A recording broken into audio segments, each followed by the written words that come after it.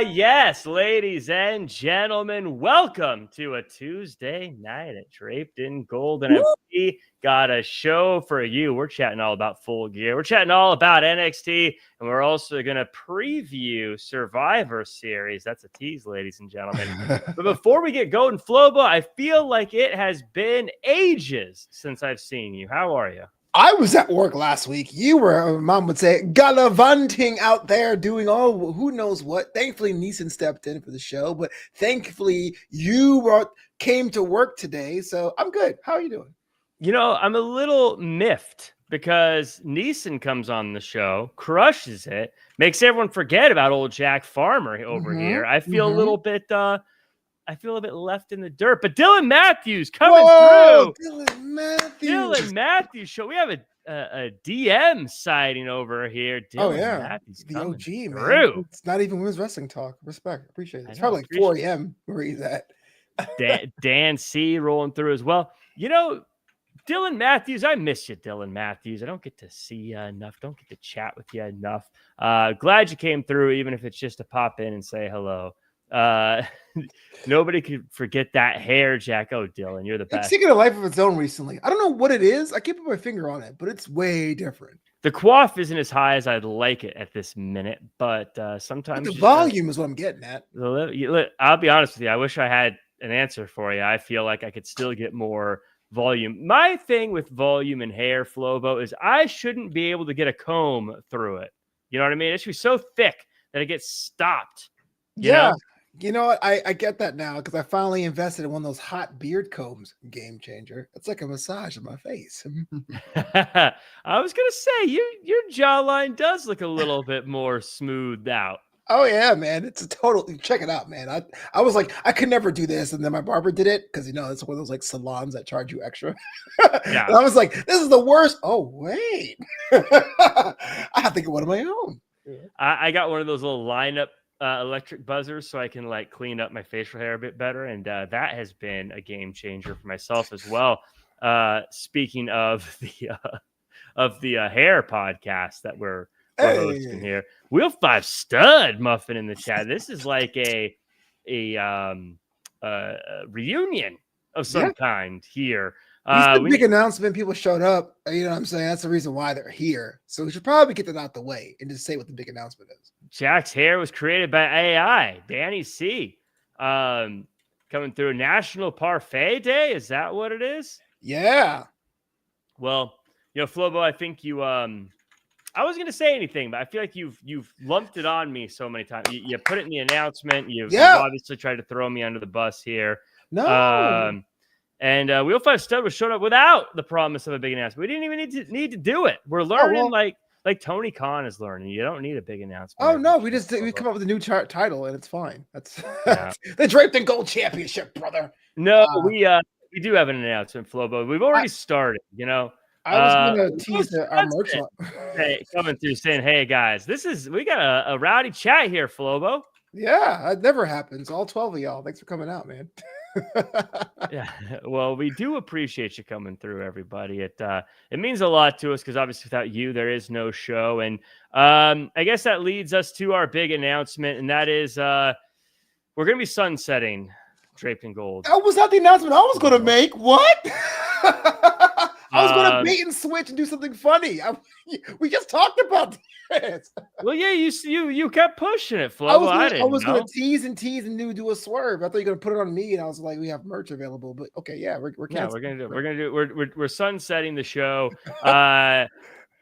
December 9th, I believe, is our last episode. We're gonna see John Cena through until the end, but due to some schedule changes upcoming and some other issues, we are going to have to sunset the show, as I like to say. It just sounds a lot nicer. But Flobo, this is the one time it's going to be on. It's going to be on us this time instead of on Wrestling Inc. or on AfterBuzz TV or on funny. The Ringer or on. We canceled ourselves 3 times and we got canceled 3 other times. Damn, I really was going to swerve and do something else just to make sure that the tweet made sense, but now I feel bad. But You yeah, should, as you should. yeah. I mean, look, when we came back with Draped, I had one condition. I said I will come back a third time if you make it to episode 200. I think we're on like 206 now, and I mean, yeah, we have other things we want to pursue, man, like my breakdancing career. We just barely scraped through that 200 mark, and then we gave up, just like someone trying to hit a PR on the bench press. You get there, and then you're done. Hey, but we got 3 weeks, like Cena. We can count them down. We can have a good time. We do have 3 weeks. Again, we're going to see out Cena's career. We felt like that was a good way to sort of to take off into the night, along with John Cena, and that'll go into the holiday break where we probably would have taken a break anyhow, and. Yeah, that's what's going to be. So we got some disdain in the chat. Danny C says, "Sweet mother of Rey Mysterio, this sucks." Luis Johnson says, "Yay, December." Yeah, December. Yeah, December. No, WTF, Kayla Rooney. I know. I'm sorry. It's Roni. You always say Rooney. It's Roni. Roni. It is Kayla Rooney. I'm so sorry. I'm so sorry. You should be canceled. No, but in all honesty, in all fairness, like it's hard to do a wrestling podcast, but the fact that we had a little bit of community come over, and there's plenty of times I thought I was going to quit, but really it was the chat that was pushing us through. And I think we do wrestling pods a different way. It's just that schedules change and there's opportunities on the outside. Well, Dylan Matthews says he'll be here every week, so appreciate that. We'd love to see you come through, Dylan Matthews. But we got a show to do. This isn't just about we're going. Good things are coming.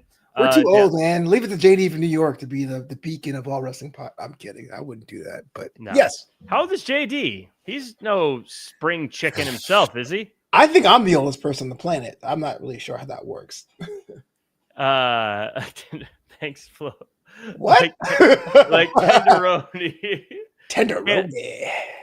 Kayla Roney. I'll remember that now. I think I always want to say like spinneroonie is the problem, and so I always hear that. But like tenderoni. Okay, cool. Let's chat about AEW Full Gear.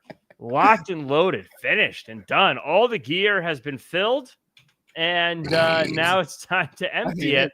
We're not going to go through everything because this isn't going to be a 17-hour show, and we would have to make it go on 17 hours to cover everything that AEW does on a show.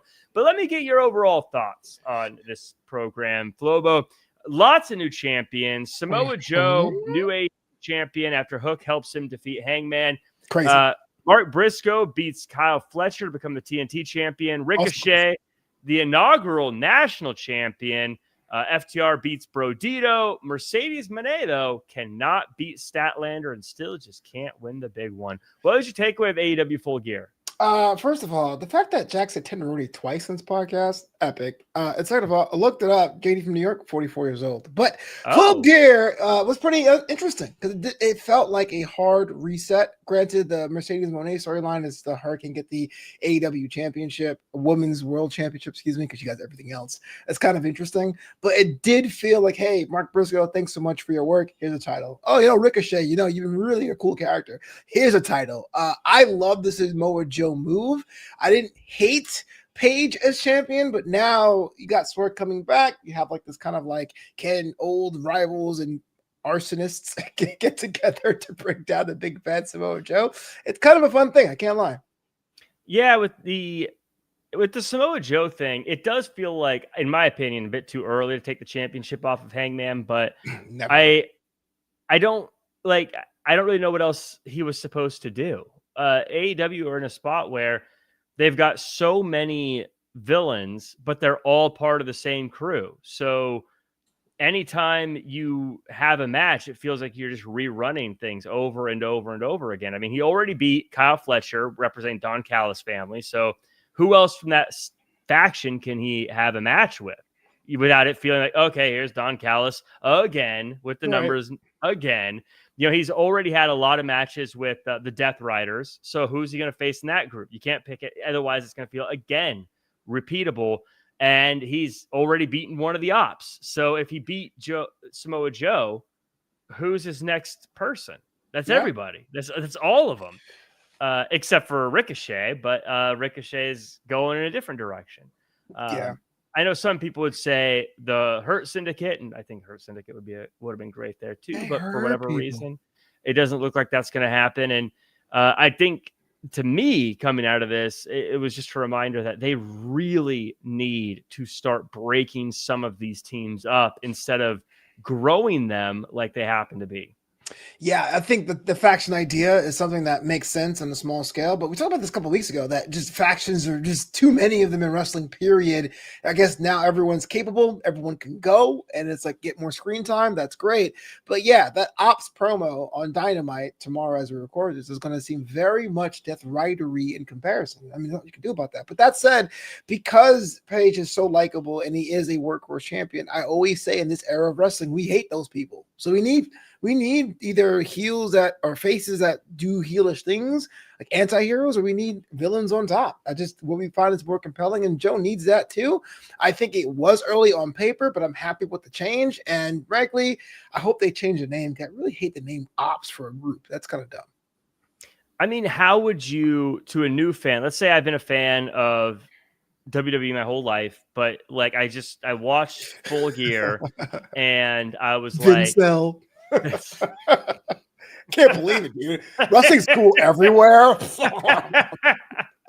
There's more to wrestling than the WWE. Yeah, dude. I live on a rock. Do you even watch New Japan Pro Wrestling? The best wrestling's in Brazil. I mean, if you don't watch Noah, you're not a real fan. Absolutely. But okay, so let's say I'm new to AEW and I'm like, oh man, this is awesome. I love the blood. I love the violence. I love everything I'm seeing here. But Flobo, I have a question for you. As a new fan, explain to me the difference between the Death Riders and the Ops. Well, on paper, because I mean the Death Riders do lose a lot. There's a lot of paper on this show, by the way. No, there's a lot of paper. That's the name of our episode, I guarantee. A lot of paper. I would say the Ops are more of a street level Death Riders. I think Death Riders is supposed to be something that was designed to be more of an overarching villainous group to take over, much like NWO. Whereas the Ops were more of a street level kind of faction, much like Crime Time Playing Straight. But I will say, sorry, WWE terms, I guess, DX for NWO. So I guess that makes sense. But you're right. If tomorrow on Dynamite will be really the telltale sign. If they come out and they go, guys, 20-minute promo because we are the Ops, I'm going to be like, we just saw this for 9 months in a row about less than a year ago, and we hated it. So it really comes down to the nuance of creative storytelling, which, to be fair to AEW, really has not been their strong suit in the past year. I mean, I think I've said before, I'm going to risk just repeating myself, but I think where AEW is getting, I feel like they keep getting farther away from being a fun show to watch. And it's nothing to do with how good the wrestling is. It has nothing to do. It's just, all the characters are just very serious, very like, I'm here to win, very, I want to fight people. And it's just, no one's fun. Like, I don't mean silly or like goofy. Like, you can be a serious character, but I don't, everything is just so dreary. It's Don Callis burying people on commentary, and it's Death Rider music and just like, oh, we're going to beat you up. We're going to attack you after the match. No one is like all the fun people. Now, to be fair, Briscoe's fun. So that's cool. He got a win. Also, the Brodito is fun. The Young Bucks have their money back too. So I think that could be the fun quotient, you know? The Young Bucks are fun, and it looks like that's going to be a fun situation that they've got there. So I'll give you that. But and this goes to WWE as well. We'll talk about that, but it feels like nothing. Everyone is just so serious and so like. And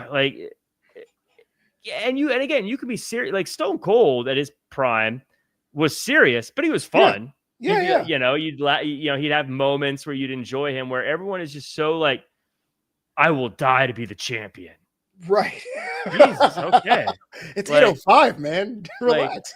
Like, make this a fun show, and then it's like as soon as that's done, the next person like, I've stabbed a man in a steel cage. Okay, woo, that's crazy.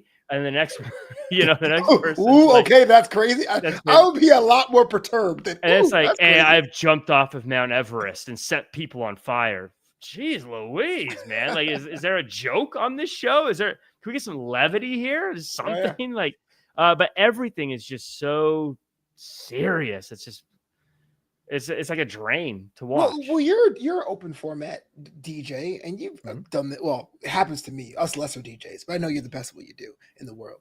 But sometimes you get yourself DJing in a corner, right? You're at a party, you play like reggaeton, and everyone crowds the dance floor, but you don't want them to leave, so you keep playing that genre until you kind of get tired of it. But you should probably switch it up. You should probably transfer to something else, but you're just too afraid to do it. AEW started off as being a serious alternative to the goofy stuff like Roman Reigns eating dog food. And now 6 years later, they're like, well, we can't have Danhausen back because we burned him the last time. Death Riders? That's the way it is, man. They need a hard reset. I thought yesterday was a start of that, but that's what they need. Or, Flobo, your ska would be a way to brighten things up. Absolutely not. Your whole argument falls apart. Roman Reigns did not eat the dog food. I thought that would have been more fun if he did. He had it dumped on his head. Is what happened, Flobo. Oh yeah, I guess I'm wrong. I'll just sign off. See you next week. But I will go as we transition to WWE, and I want to. We'll talk a little bit about Raw. But it's interesting. I look at WWE, and again, they're the same way too serious. I feel like everything is so serious. But then you look at certain wrestlers, right? LA Knight, everyone loves him. Super fun. Jey Uso. He has his critics, but super fun, and the crowd loves him when he comes out. It feels like the fun characters are the ones everyone... Dom Mysterio, fun character, probably the most popular guy in WWE in a lot of ways right now. Brock Lesnar, slipping on his butt, the thing everyone's talking about. It's fun. I'm not saying everyone needs... I'm not saying everyone needs to slip on a banana peel. That was just being a joke. But you look at WWE, if I said who are like the top 5 characters, I bet they're all fun characters. Right. We're trying to be a positive show, right, on this thing. But I think we said it in our group chat of 2 people, that the difference between WWE, and I'm not trying to be trying to pile on, but the difference really is the commentary. When Michael Cole says, I was talking with Dominic Mysterio backstage this week, and he spurned me for chicken tendies, or when Wade Barrett calls LA Knight the megastar, like those stuff matters. You're like, the megastar, I'll check this out and let me see if I like it too. And when you have a commentary team which is very, very knowledgeable, and Tony Schiavone and Taz and Brian Danielson and even Excalibur, they're knowledgeable, but they don't really work to make you care as much as they work to tell you what's going on. And that's the core issue. So yeah, you got someone like Megan Bain who would have been like put over as like, she's the daughter of Athena. Like if she was in NXT and she goes, wow, breath of power. I can see that. Could you help me out? And that's, I think, it's the difference. I think you're right on. I think AEW's commentary team drastically needs a reshuffle, like very bad. And I don't mean that as a slight to any of them. It's just, it feels super stale right now when they're on. And you're right. I think we need people who are good at building those characters. I also think people who need to be fun on there. Like I have always said, Nigel McGuinness is one of their aces up their sleeve. That's because he's a magician, folks. Is an ace up their sleeve as someone who he can build characters, he can talk wrestling, but he's also fun when you listen to him on the shows. And so I think he's someone you need to get on there. I think you need someone who's not going to beat me over the head with the Japanese name of a simple maneuver and simply tell me about the characters, why I should care about them, what the story is. And look, maybe change it back at some point, but for right now, it just feels very stale, and it feels it's not fun. There's not a lot of I'm not excited. I'm not like, oh, this is an enjoying thing to watch. It's very Batman versus Superman, just dark gray and everyone like, do you bleed? And Martha, why'd you say that name? Yeah, it feels like I'm watching that, right? Dude, just give me like a colorful superhero costume where someone says a quip and then I have fun. I think the biggest red flag for me, or the biggest flag for me, was Stephanie Vaquer. When she was in AEW for those matches, it was a fantastic. Like no one will ever deny that she can't wrestle. But even though I hated it at the time, when Booker went That made her. So she got to the main roster and didn't talk for like 3 weeks. But the crowd was, or when Javon Evans comes out and everyone says bouncy, that's his theme music. Like these are the extra things that you put on the talent to give them that amplification. Now, some people don't need it. Mercedes Moné has proven she doesn't need anything. She probably get herself over because she has all the gold to prove it. Thanks to Neeson, But so a lot of guys do need it. There's guys like Daniel Garcia, which could have been in an alternate universe the face of your company, but he's kind of like a guy. You know what I mean? And I know your friend Wheeler Yuta, he's just a dude, Yeah, and and I love that you mentioned Javon Evans because again, super fun character, one of the most popular. Trick Williams, super fun character. Joe Hendry, super fun character. These like all the fun characters are the ones I think everyone's gravitating to because we're just so sick of all the like I will murder my family just for a chance at the world championship. It's like, guys, come on. Like this is supposed to be, and again, I'm not saying everyone needs to be like fun. Like you need your Obafemis who are very serious, but even Obafemi will crack jokes every now and again. When he was like, "Oh, I want to be champion" or whatever. I didn't know I could do it. I always knew I could do it. Yeah, like you do stuff where he's like, "Yeah, this is fun." Yeah, like they just. What about Okada? Okada has some jokes a couple times. So sorry, bitch. No, felt racist, but okay. He said so sorry. Sorry, that's the words he used. Stop! Don't cancel me. We're already canceled. Finally, I got to use it on you. That was a quote, a direct quote. The Danny C. Gunther super. Wait a second.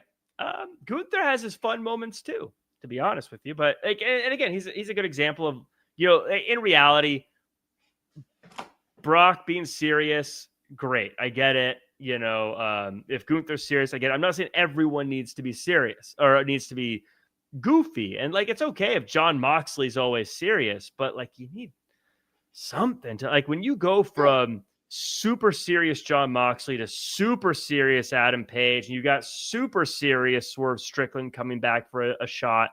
It's like, guys, can we just have someone that feels like I can root for them because I enjoy them and not just. And I'm saying this is, by the way, Heyman Adam Page is my favorite wrestler of the past 5 or 6 years. Like, I love Adam Page. I'm just saying, like, let's have someone be a little fun. Lighten up. We got NXT today, and it was a pre-tape. I didn't know that actually until I started watching it. But we've got our Iron Survivor teams, or not teams, but people picked out. Javon Evans, Leon Slater, Joe Hendry, Dion Lennox, Miles Bourne going up against Sol Ruca. Not going up against. That was the men's. I'm in Survivor. I'm in Survivor Series mode. I'm sorry. You can do that in 2K now, thankfully. Yes. Took them 30 years. I do like that in 2K that you can mix it up because it makes it easier to pick more characters. Yeah. With your kid's sister, like you don't have to have a women's match or a men's match, Yeah, it opens it up so it's more options. But Sol Ruca, Lola Vice, Kaylani Jordan, Jordan Grace, and Kendall Gray. Those names all sound very similar when I read them off back to back. I didn't think about it like before, but Sol Ruca, Lola Vice, Kaylani Jordan, Jordan Grace, Kendall Gray. Yeah, that's a lot of similarity. But in any case, how you feeling about Iron Survivor? I've not been sold on Iron Survivor as a concept. Like I like the idea of NXT being the testing lab for new stipulations. Like the fight pit sometimes didn't work, but War Games did, and like the weaponized cage sometimes they use. But Iron Survivor is something that I like the fact they have a year-end PLE where there's a match that matters. Oh wow, it's this. But when someone like gets pinned and like rolls outside and have to go to a penalty box, it's like the lamest thing to watch ever. Oh, I got beat. Just got to stand here. And it feels like an inverse elimination chamber. Like either you should be eliminated or just the points should just count and it'd be free flowing, something like that. But hey, look, we're here. I can't change it. Can't play City Hall. Yeah, I'm not a super fan of the stipulation. I agree with you. Like a match where I don't get to see my favorite wrestler wrestle, but they're still in the match is just weird to me. Yeah. I'm not a super fan of it, but this year I'm looking at, especially the men's and it'll be an exciting matchup. I like from an excitement standpoint, but I want your thoughts on this. Do you buy Javon Evans, Leon Slater, Joe Hendry, Deion Lennox, or Miles Bourne as legitimate threats to the NXT championship? As of today, this morning, I didn't. I thought all of them were kind of just filler, but I unfortunately, I'm not sure if it's his fault or no problem with his own. Ricky Saints does not seem as dominant as Obafemi, and it looks like Miles Bourne has got the rocket. New gear, new music, beat up Trick last week, beat Trick clean this week. I'm sorry for jumping ahead. It looks like he's going to be the guy, and if that's going to be the case, I think he can beat Ricky Saints come New Year's Evil. I don't buy it. I like Miles Bourne. I don't buy it. I don't buy any of them. Wait, okay. Here's an asterisk, though. Here's an asterisk because you love asterisks. It's going to be that WWE thing where they challenge and he loses, and the second time around he gets the championship. That's lame. I hate that. But it happens all the time. It does. It doesn't mean I like it. I mean, you should. Iron Survivor happens every year. We just talked about how we're not. We're not. Fair enough. I do think the women's is good. I look at that and I think, okay, I could see a lot of them becoming the champion. I feel like Kendall Gray, probably an outside shot considering she's the Evolve champion. And that feels like, well, that's not likely. You know, if an NXT wrestler was in the Royal Rumble, I wouldn't be like if Ricky Saints entered the Royal Rumble this year, I wouldn't count on him to be the one to go on to beat Cody Rhodes at WrestleMania. Hey, you know what I mean? Get to that if I can afford one. But Jordan Grace feels like she's someone who has been ready for it for a long time. Lola Vice, same thing. Sol Ruka, same thing. Kaylani Jordan, same thing. Really, all of them except for Kendall Grace. So that one's going to be stacked. And that one's going to be fun. I got a hot take. Well, it's a warm take if you don't watch Evolve. That Callie Davenport gets her revenge and cost Kendall Gray the match. That makes sense. Mm-hmm. I could buy that. You're not enthused at all. Oh yeah, to be. Mm-hmm. Because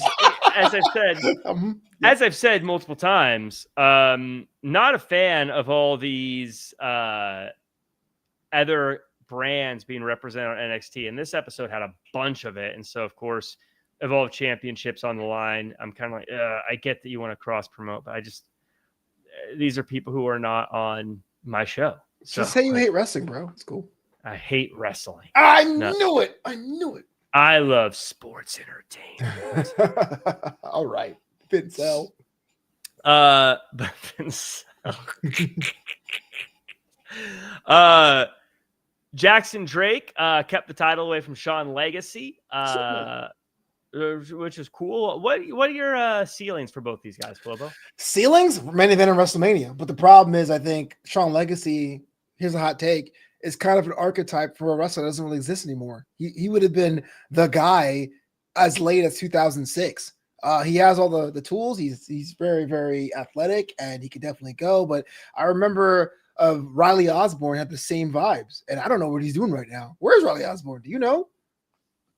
I do not know. I don't think he's with WWE anymore. See, I mean, unfortunately, sorry to say that. But what I'm saying is like, I think had this been 10 or 15 years ago, he would have been automatic. Oh, I see him, facing Batista for the World Heavyweight Championship at SmackDown Presents No Mercy. Done. Now it's such a crowded field. The top of the card are a bit more colorful and older and tattooed riddled. I'm not sure where Superstar Legacy fits, but at the same time, I've been wrong plenty of times in the sport.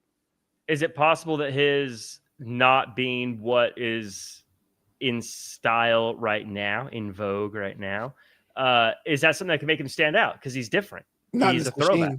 He would have to do the whole Matt Cardona betting yourself and do your thing and come back. Yes, but I don't see him as it is right now. Of course, it always changes. Music changes, gear changes, poker rooms change. I don't know, but as of right now, I would not put the franchise tag on Superstar Legacy, despite his talents, which are off the charts.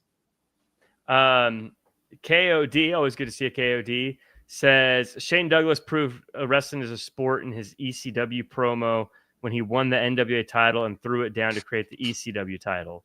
Look it up. I think we've all seen that a million times. Look it up is kind of like hey, all right, jerk. Look it up. You wouldn't think you were lying. I don't know if that makes it a sport, but I mean, it does. It was a cool moment, though. I mean, I was a big ECW fan, a big Shane Douglas fan, by the way. Triple Threat, baby. Big fan of them. The biggest news I thought on the show, Flobo, and I think you will be inclined to agree, Jordan Grace versus Li Ying Li and Kaylani Jordan for the TNA Championship. Again, not a huge fan of TNA being on NXT, but Lee wins. She brings the TNA Championship back to TNA, and I'm really happy for her because I've been a big fan of her. I know you have as well. Yeah, definitely the wild card in this matchup. Not to say that we didn't think she could win on her own, but Kalani Jordan could have a longer run. Jordan Grace always seems like she's the number one contender for something. This could have been her night, but Li Ying Li is someone that really, I mean, maybe because I've been a fan of her training regiment, and she basically killed Sheamus when she was on Celtic Warrior workouts, but she works hard. She's earned it. Fun fact, the first boo thing of the week ever, if that's a deep cut there. But yeah, getting some gold is always good, man. Boo thing of the week. I wish you still had that track. It's somewhere around here, but no one gets it. It's been so long. Yeah. Flobo. Oh man, that was the biggest pop I've ever had in my life. Oh my goodness. That even beats being live at WrestleMania that moment. Yeah, that's up there. Yeah. Mostly because I can't talk about how I enjoyed the WrestleMania moment. That really footballs were involved. It's like in the moment it was fantastic. It aged poorly, but in that moment, oh my goodness! I can't believe you retired Pat McAfee. It's crazy. I can't.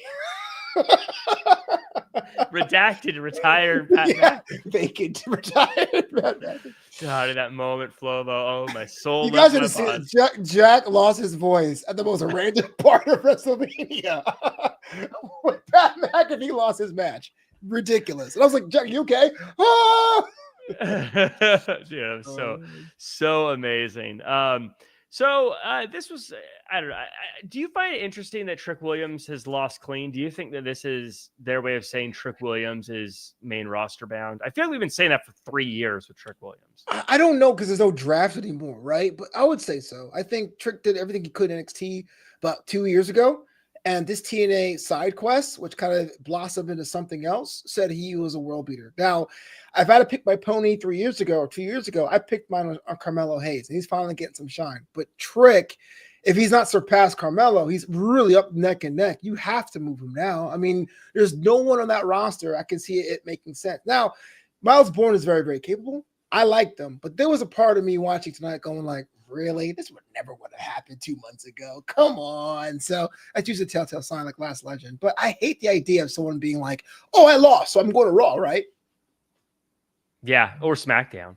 But yeah, I feel like that's where NXT is though right now. For better or worse, they have a senior class that just simply will not graduate. You know, like I don't know what it is. I mean, some of them more than that. Trick Williams, I feel like has been ready for years. Oba Femi is ready. I think Javon Evans is ready. You know what? I'm with all the people who say, like, what are we waiting? People keep saying, oh man, in 10 years, Javon Evans is going to be a star. Javon Evans is a star now. What are we doing? It's like in football, Flobo. My example here is it drives me nuts when a team drafts a superstar rookie quarterback, but we got this veteran who's gonna keep playing and finish out that contract. Yeah, get out of here, Drew. We're done with you. Okay, I can't believe I'm doing this, but imagine if I was Jack Farmer for a second without hair. Well, what spot does Javon Evans take? Who on SmackDown would just sit? Any of them. Oh, come on. Any of them? Any of them. Wow. Sorry, Cody. You got Javon Evans instead. Yeah, hey, I'll take Javon Evans. Come on. Like over Cody Rhodes? No, I mean not really. Not today. But like you could take a handful of people on SmackDown and I would pick Javon Evans over them. Javon Evans he's ready. He's the guy. Like, and we've seen him in matches with Gunther that shows that he's ready and the guy. It's not like just hyperbole. I'm not just like, oh no, he's a star. You know, like we've done so many times before with different people. Like he's been on the main roster and he crushes it. Same with Trick Williams, by the way. Whenever he's been on there, he gets to whoop that Trick chance whenever he's out there. Like, I definitely feel like NXT's in a weird spot. They need to, I feel like it's time for a lot of people to get called up, but then I also feel like it's going to be a rough transition for a lot of people who have not been in the main event that will have to step up and be main event. But that's the point of NXT as well, as sink or swim.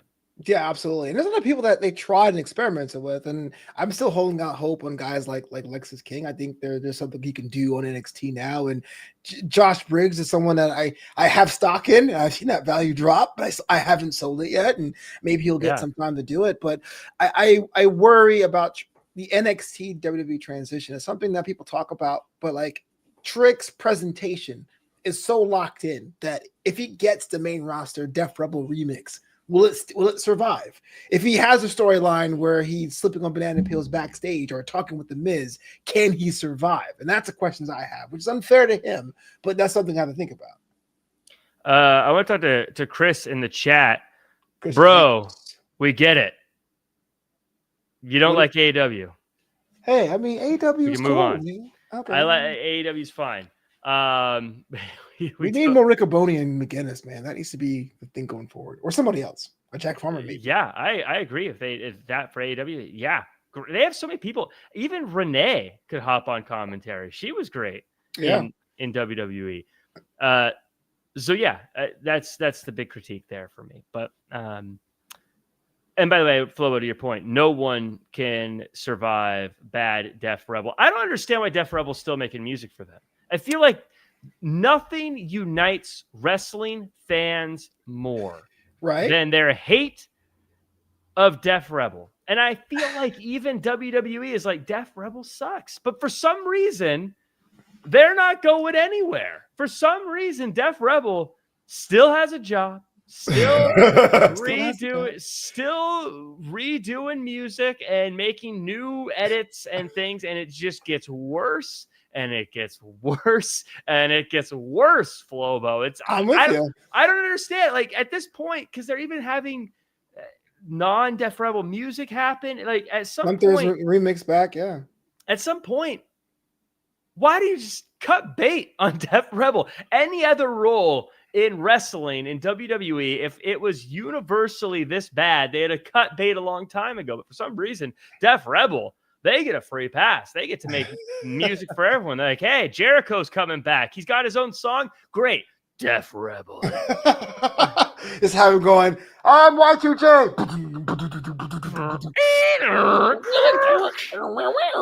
Well, look, I always say this. I don't mind Def Rebel music. I don't like them. I don't mind them because I'm in the car. I go, fine. But Royal Rumble comes every year. I'm like, who the hell is that? Oh, Jordan Grace. Who the hell is that? Oh, it's Ariana Grace. Like, I totally understand, man. We need to get some fresh blood in there.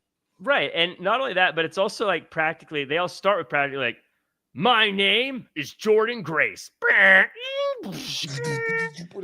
really like how it has that AOL Time Warner sign on through your modem vibe.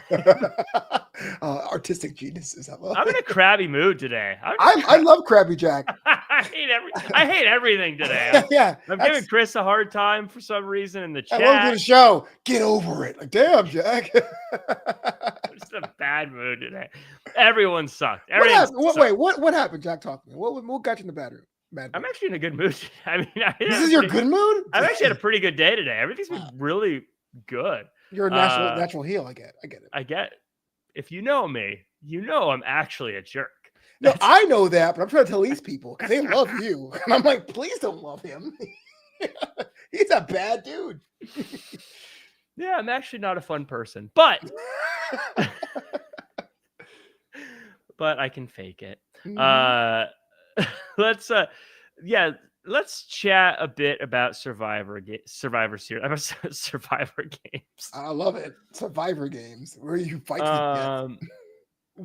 Do they have a traditional Survivor Series match happening this year? SmackDown. It's the Sami Zayn team against the MFTs. So Sami Zayn and Motor City Machine Guns, Nakamura and Phoenix. Is that Dragon Lee against the MFTs? I think it's probably Dragon Lee because he's a champion, so that would be the thing I'd assume. I'd assume you'd want a champion more than when I looked it up, I didn't see that in my notes. So because Sami dropped a promo, and we love Sami Zayn promos. Well, I like his music when he comes. I like Sami Zayn. Sami Zayn's great. big supporter of the Zayn. So let's talk about that. How do you feel about the Survivor Series, man? I know you typically don't like the It's Ray Phoenix, by the way. traditional. Oh, I was wrong. Mm-hmm. Not that is the first time because I've. No, you're wrong a lot and often. Yeah. So I know you're not typically a fan of the traditional Survivor Series match, but what's your take on this one?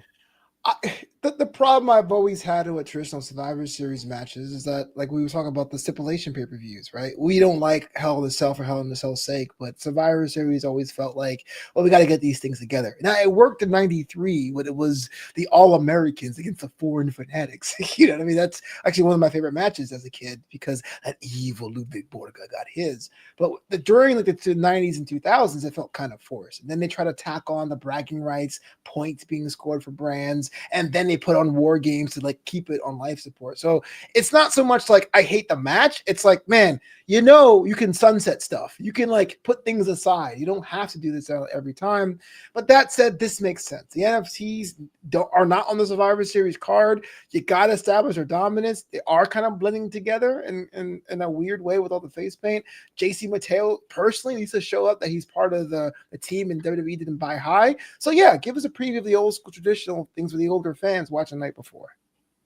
NFTs, they look cool with the face paint. I love it. Terrible name for a group. Just a terrible. Worse than the Ops? Yes. Worse than MSK? That was just a tag team. I don't know if I count that as a group. But MSK was bad too because no one even knew what that meant. That was always very silly to me. Okay. Just want to see where the line is. But you said MSK. I paused for a minute because I was like, the Motor City. Imagine that. Sorry, Chris Sabin. I think you suck. Motor City Machine Guns is a cool name. That's one of my favorite names for a group. It kind of was cool, but then they didn't make it. They ruined it by saying "raise your fist." So you're like, I don't want to do all that. I'm talking about the name, Flo. I'm just saying. I'm just saying. You don't like raising your fist? No, I'm like, you're the Motor City Machine Guns. You should like come out and like give me the energy. I have to be like, whoa! And I'm like, all right, guys, please clap. Yeah, very, very edge. Very, come on, guys, cheer for us. Hey, I say make some noise all the time, so I don't want to make fun of it. Yeah, I'm not sure you either. I totally anti-Jack. I think for me, I like this Survivor Series matchup. And the reason is it's just going to be a filler in the middle of a show, and it's going to be fun. It's going to be nuts. Crazy stuff's going to happen. Mm-hmm. I think it'll be a fun matchup. I've always said I do wish there were stakes. I've always said that I think the last remaining person should get a title shot or something. There should be How does that work? It was multiple survivors. The multiple survivors face each other at the end. That's not Survivor. That's not traditional at all. That is a remix to a match that's no longer traditional. Well, it starts as traditional, and then once one team wins, then it becomes winners against each other. At the same time or another night? Either way. At this point, either way. I mean, I would like it to be right away, because then it also kind of creates you could mix up good guys and bad guys on a team, right? And then you have the bad guy going, do I want to help my partner or do I want to let them lose so that I have an upper hand? But then if they lose, I'm now short a person on my team. You know what I mean? It adds a little bit of that, like how friendly am I with this person? I don't hate it. I guess the overarching question I have, and this is something that like I've been pondering in the shower thoughts, is that what makes a match hot? Yeah, we finally got hot water. It's been like 7 days. I'm taking cold showers. Yeah, that's a very deep cut because it's real life. But what makes a match traditional over something that isn't? Like, we don't ask for the Punjabi prison match. We don't ask for the championship scramble anymore. Iron Man matches are half the length, but we wanted a traditional Survivor Series match because of tradition. Why? I don't care about the tradition. I just like I think the matches are fun. I like elimination style matches. I love Elimination Chamber. Okay. I love the Royal Rumble. I love anything where you got a bunch of people in it and it's elimination style. Battle Royals? I like Battle Royals, yeah. Battle Royals aren't as fun just because the Royal Rumble is so cool. You know what I mean? Like anything that is different, less than, it feels like, it's not as special. You know what I mean? Yeah, fair enough. I'm with you 100%. It's kind of like what happened to ladder matches when TLC matches became super popular, and you're saying, all right. yeah, a ladder Yeah. match is cool, but there's no chairs or tables. Right, but they're technically still legal. I got you. Yeah. But there technically is. Yeah, I got it. So yeah, I don't know. I just wish there could be some more fun to it. Stephanie Vaquer versus Nikki Bella Women's World Championship. What's your prediction and how you going? They used to be friends, Flobo, but then Nikki Bella, after losing like 3 times in a row, attacked the champion, giving her a title shot. Meaning, hey, why win the Royal Rumble or Money in the Bank when you can just attack your friend? Wow, that's kind of dark. Maybe attacking your friends is how you get ahead. Hey, what's up, Chris? Or Eliza, aka Eliza. I would have, if Stephanie Vaquer had won the title when she was supposed to in September, I would have, in August, I would have said Nikki Bella. But I think you just gave Vaquer the title for 50 days to go officially. It's a bit too soon. We like Nikki Bella. It's her final run. She should get gold, I guess, for that generation, but I don't think it happens this weekend. I disagree. I think Nikki Bella wins it. San Diego. What? Yeah, I think she'll win it because if Nikki Bella loses, like, is she done? Like, what do you do with Nikki Bella if she loses again in a championship match? I think she's probably gonna have one more run as a champion, maybe more. I don't know. But yeah.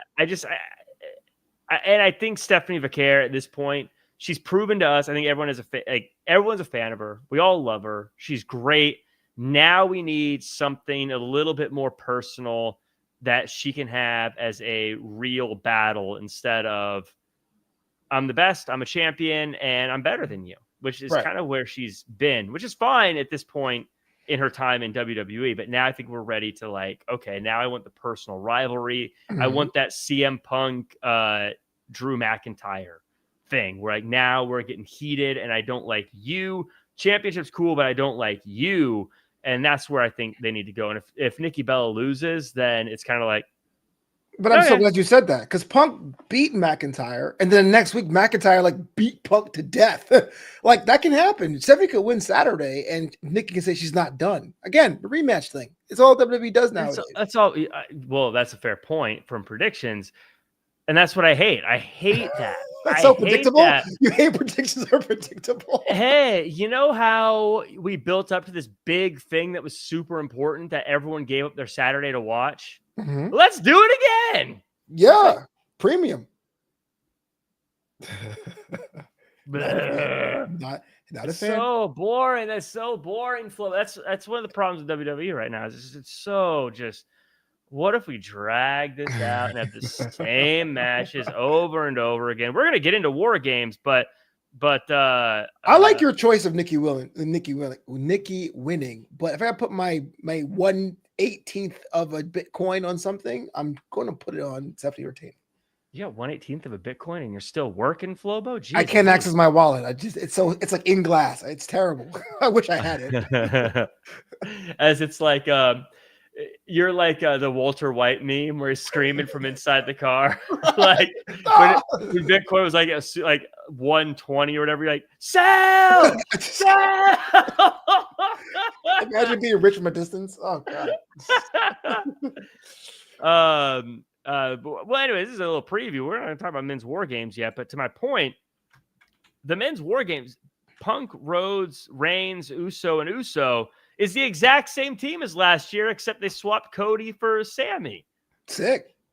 That's boring. I've seen this group. Oh my God, are they going to tease that this team might not work well together? They did it last year. They're doing it again. I'm not there yet, Flobo. We're talking about John Cena and Dominic Mysterio, Intercontinental Championship. Just run it back, bro. Speaking of matches we just saw recently, John Cena, Dominic Mysterio. This one I'm actually not as bitter about because I think Dom is a future superstar, and I think any chances with John Cena is a good thing. And I'm actually torn. I don't know if John Cena wins this one. What do you think? I'm surprised you're looking forward to this because this is exactly what we just saw. John Cena beat Dominic Mysterio for the title, and now they're running it back. And you're like, oh, okay, good idea. But you just complained about doing that a minute ago. John Cena is one of the best of all time. He is the greatest WWE superstar of all time, bar none. Huh? It's irrelevant to this. You just, but Dominic Mysterio will be a huge superstar, and I think giving him an opportunity to get a win over John Cena is something that would be worth this moment. If someone like Nikki Bella's not going anywhere, she's still around. Like so, but where John Cena is like, okay, you only got one or two. You got two more opportunities to help make someone with John Cena, and I think Dominic Mysterio is someone who is worth making. If this match was against someone like Drew McIntyre, like, man, Drew McIntyre's made. He doesn't need this. Like if well, now I'd like it, but like if this was back-to-back Drew McIntyres, I'd be like, we saw this already. You know what I mean? I'm with you to a point. The match itself I'm looking forward to because Dom I think is already made. I mean, he's the AAA champion. Sorry, I learned last week I can't say AAA. I am the AAA champion. So he's already in my mind. He's already made, and they are running it back. But that said, you're in San Diego. That prints the most money. I guess the question I have is, so many fans were concerned about who was going to retire Cena in this whole tournament that they would have liked a second exhibition match instead of a rematch against Dominic. I get that too. I do. I think another matchup with someone else I think would be good. Do you think Dominic Mysterio walks away with the championship? I would like him not to. I think because the last time a now tournament is going down not smooth, I would much rather have that person win the Intercontinental Championship for some stakes. But he can be double champ again. Yeah, I want Mysterio to win because I think that it would be so good for his career. And I think him in San Diego beating John Cena would be awesome. I think him as Intercontinental Champion is awesome. And I think not having the weight of the championship in the final match with John Cena is good because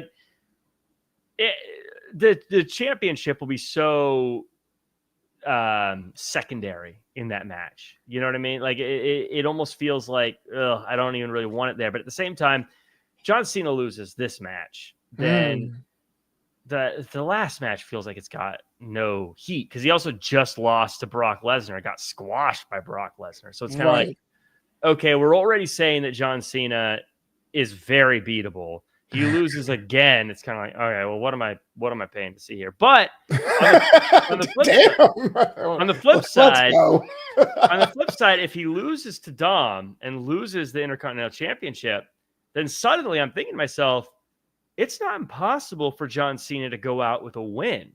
Oh, you think that would be a bigger sell, him leaving with a win? I think it'd be a better feel-good moment. True. I guess if I had to, how much I love fantasy booking, but I think Saturday night, Dominic loses because Hijo de Vikingo gets involved again because of what happened at AAA Alliances last week.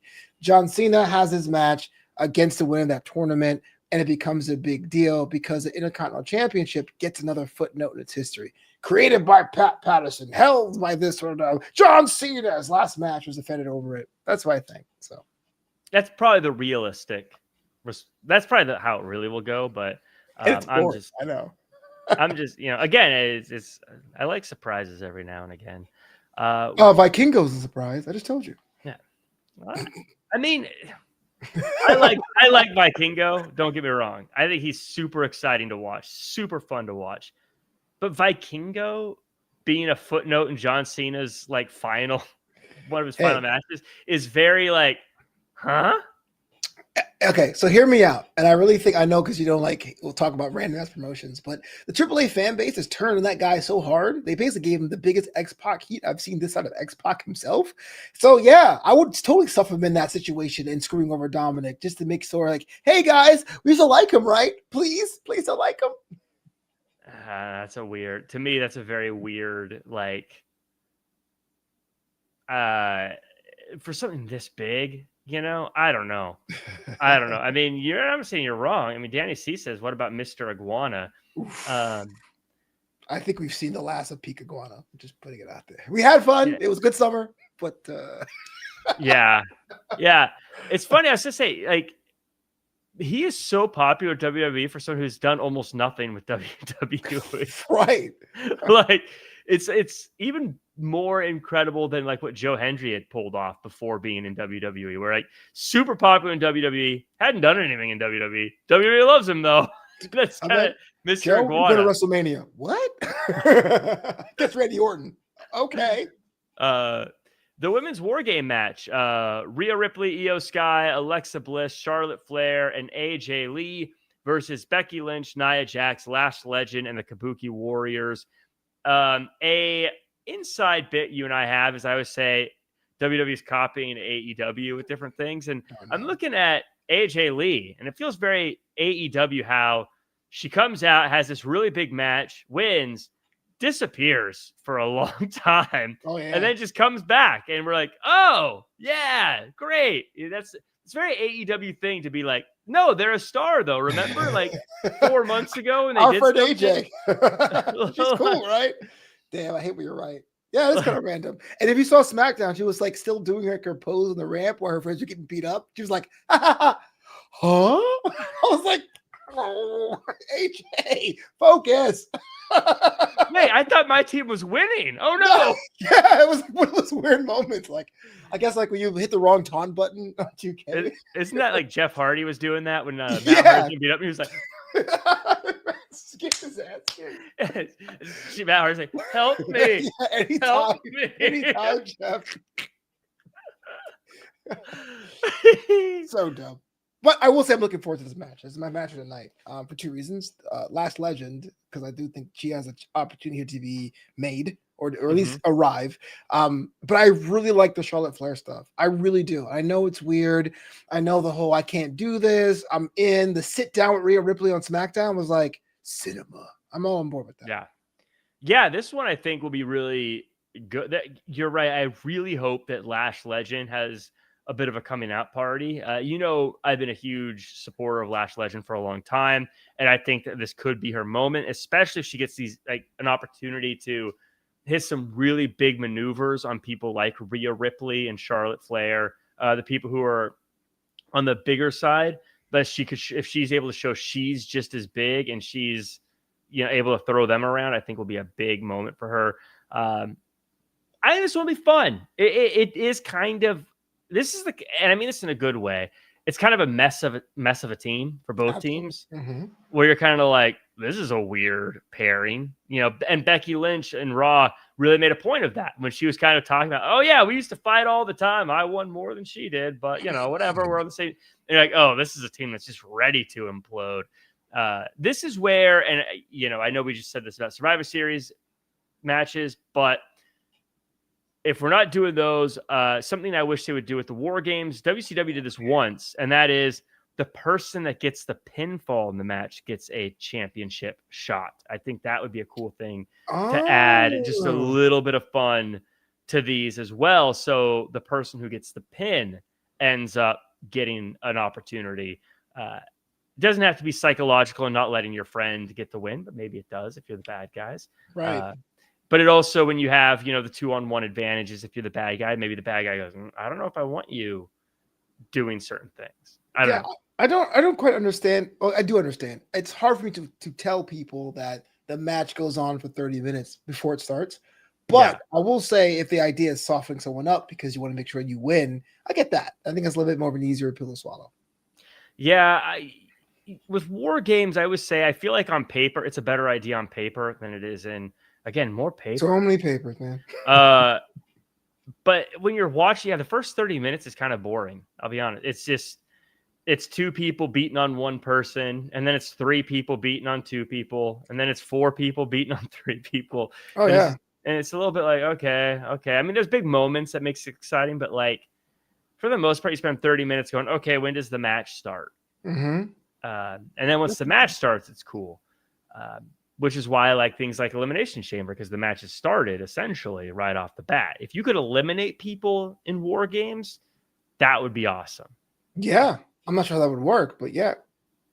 How do you feel about having 5-on-5? Does that matter to you? I like 5-on-5, even though it makes that 30 minutes longer, but the more the merrier. If you're going to have chaos and anarchy, let's have chaos and anarchy. Blood and guts. Let's have blood and guts and anarchy in the arena at this WWE show.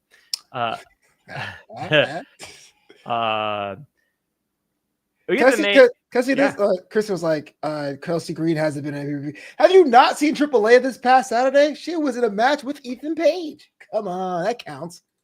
By the way, two of the best and brightest in WWE right now, Ethan Page and Chelsea Green. That is a main roster act and should be on the main roster.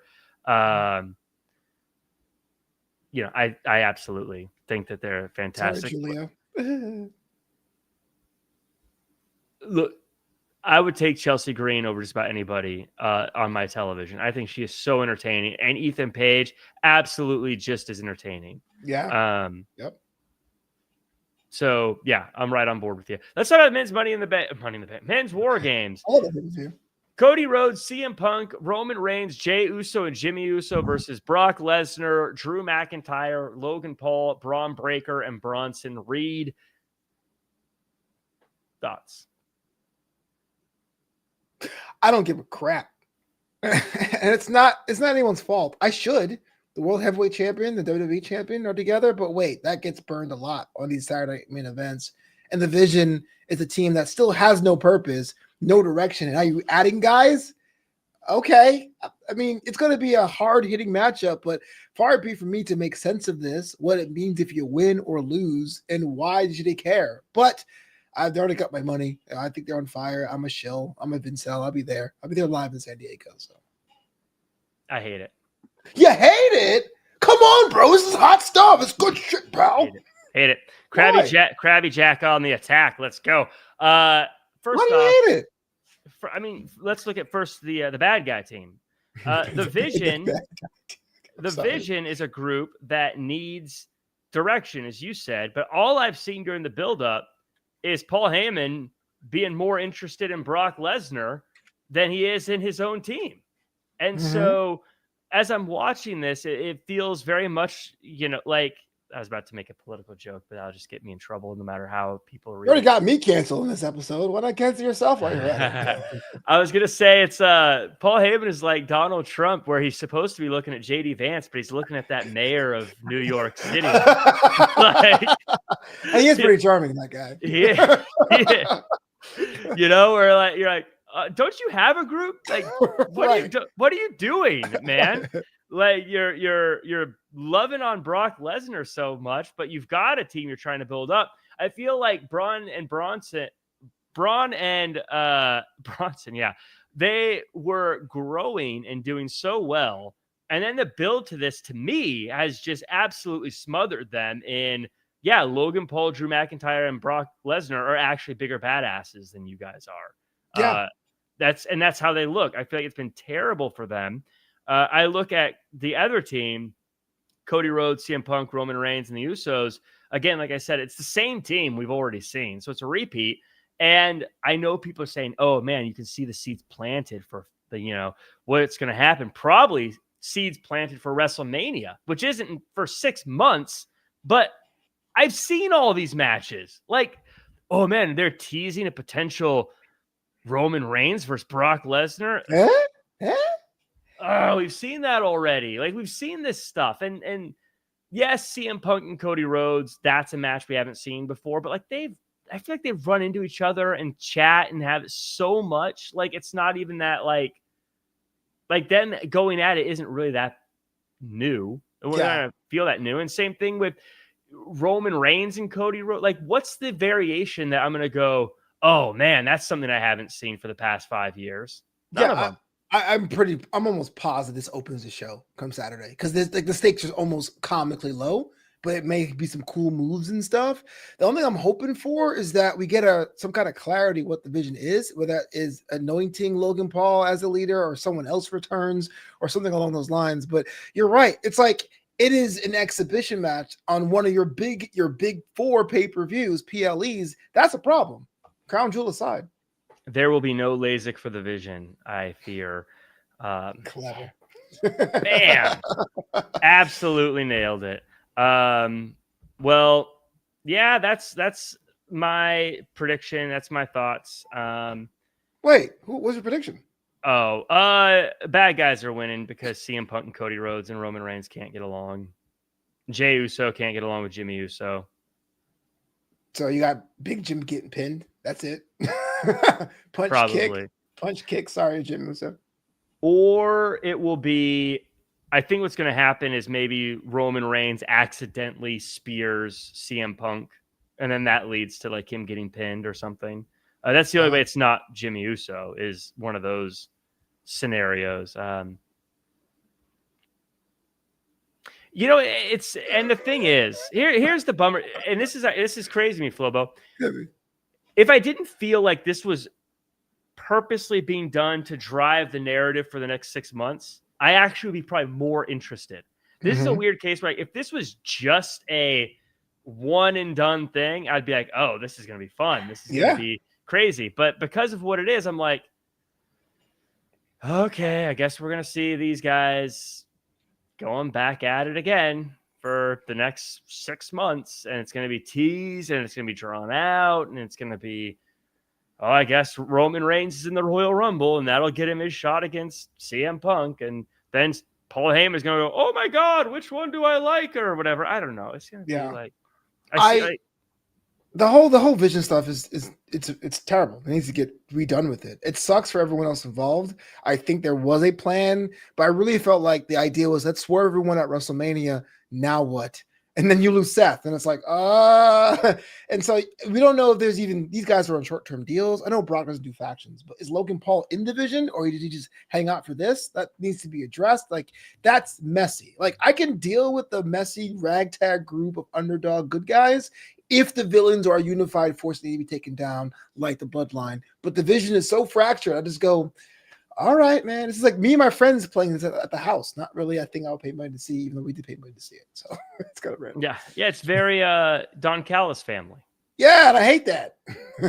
Stop it. Stealing from AEW. That guy doesn't even do a commentary every week. I don't understand it. He doesn't add anything to commentary. Going back to the commentary, they also don't need 15 people on commentary. Like, there's so many people on commentary in AEW sometimes. There's 4 people, because Callis is out there all the time, and they're just talking constantly, and they're making silly side jokes to each other when serious stuff is happening. And it's like, guys, like, what are we doing? I love Krabby Jack. Just shut up for a second and let them need to hire you, man. Then you get the audition out there. That's what I'm saying. Tony Khan, you've been listening to the show for an hour and 7 minutes. I know you tune in every week. You and Triple H and Shawn Michaels and everyone else. Okay, what's more sad, that no one watches our show, or they do and say nothing about it? Who are these jokers? You know what I mean? Tony Khan. Okay, fairly. Give me a phone call. You know, you have my number, I assume, because you're a billionaire, and I assume you know everything and have access to everything. Which, that's just the way it is, Flobo. You got $1 billion. You want something, you got it. I wouldn't know. I drive a Ford. I'm broke. Sorry. You got 1/8 of a Bitcoin, man. You are a billionaire. I am locked out of 1/8 of a Bitcoin. Somebody help me. That does it for us. Before we go, Flobo, where can we find you online and all the stuff you're working on? Well, it's true. As the next couple of weeks, we're winding this down. Draped and Gold will be right here, same time next week. But in the meantime, check me out on my blog of sports and comedy called Just a Sandwich. New articles every week at justasandwich.com. You can find me at Real Jack Farmer across all social media. That's the best way to find out all the stuff I am working on. I'm going to be a Monster Jam arena host this year, going to a lot of places, starting with Salt Lake City on January 2nd. So if you're in Utah, hit me up. Gonna go to my hometown. I get to host in my hometown in the Tacoma Dome later in January too. You got me tickets? I'll get the free tickets and then I'll charge them myself. You are a jerk. I am cutthroat. I'm gonna scalp the comp tickets. It says 0 on the actual ticket. Not for them. Mom, Mom, you've done such a good job of giving me a great life and making sure I never had to worry about when my next meal was going to be. And that's why it means so much to me that you're going to buy this comp ticket for $100. That's awful. I want to give your mom like a Megalodon autograph out of compassion, man. You don't want to know how much that Megalodon hat is going to cost my mom. Oh my gosh. evil. You're evil. That does it for us, folks. We had a great time on paper.